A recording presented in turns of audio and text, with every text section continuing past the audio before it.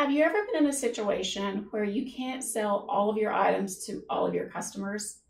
Or maybe you could sell them an item, but you couldn't sell them a certain color or size or configuration due to regulatory limitations, or maybe some other criteria that would restrict you from actually selling that particular item or configuration to a customer.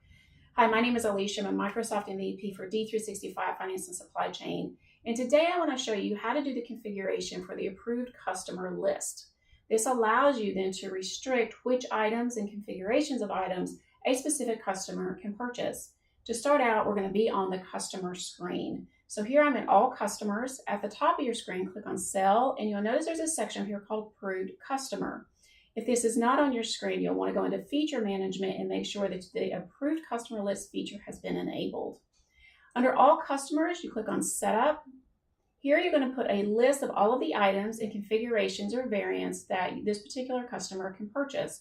You'll notice at the top of the screen there is a display dimension so that you can enable size, color, inversion, and so on to expand that list if you indeed are using those in your criteria.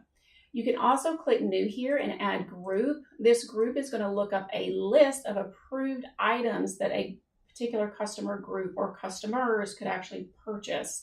Again, this allows you to set up a predefined group and then assign it instead of assigning it to all of the lines here.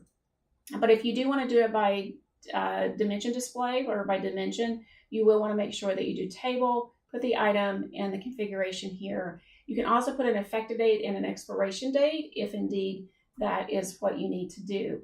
Once this configuration is done, there's one other setting on the customer record you will want to enable.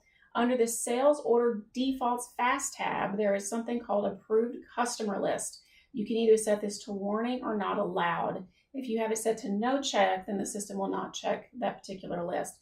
But if you set it set to warning, it will just warn you on the sales order. If you say not allowed, then it actually throws an error. So I had mine set to not allowed. And now I'm going to go over here and create a sales order. So I've created a sales order header for our customer, England Coastal. I'm going to click Add Line. Here you will see I will only see the items actually that I'm allowed to sell to this particular customer.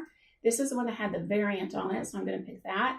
On our configuration, we said that they could buy a variant 20, but I'm deliberately going to put 10 and 20 on here. So here's variant 10. And you'll notice I don't get the error quite yet, but as soon as I click Save, the system says a customer code US 026 is not authorized to buy this particular item and variant. If I were to change this to the variant that I can purchase, and now that I've changed the configuration to 20, you can see when I save my record that I do not get an error message.